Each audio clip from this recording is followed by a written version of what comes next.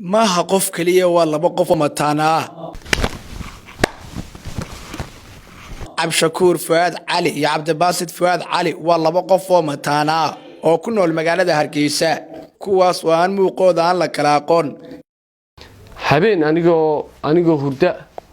ayaa show ninkan oo isaguna maqnaa oo guriga ka maqnaa ayaa la imoodayay markaas anigu inaan ahay ninkan eegtiisa fadhiya aan ahaa ayaa la imoodayay inaan Cabdibaasid haaba la imoodayay anigoo Cabshakuura deetana waxa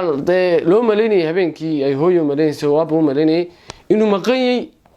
Cabshakuur inuu maqayay waana kan hurda Cabshakuur sida uu sheegayo gabadhu guur ka maagana ayuu u diray mataankiisa.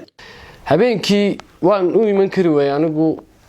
siyaabo badan awgood waxa ninkan ibarbar fadhiya isaguna ayaan u soo diray ayaan lambarkeedii siiyay oo ku raadiyay xaggaas inanta joogta barnaamijkii aan u sheegay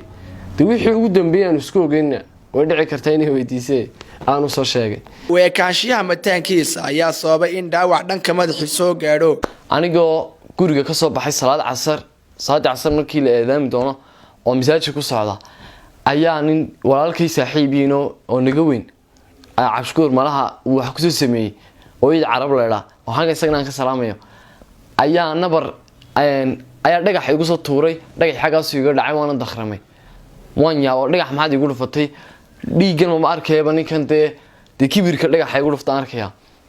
wuxuu igu yiri maxaad xalay toole aad ugu samaysay waxaan siri dib una xasuusto waxaan siri waa kii kolleekii ku sameeyay gurigii uu ku soo noqday oo maxaa ku dhacay gurigii waxaan ku yiri mid aan waxba ku sameyn ay dhagax igu dhuftay sida uu guule sheegayo sheeka mid la wadaagay ayaa si khaldan loola wadaagay. anigoo islaa Cabdishakuur u sheeg fariin oo inaga dhaxaysay ballan ayaa u sheegay Cabdibaasid dhibaatada marka taala waa taas laba nin oo isku eekasha oo walaala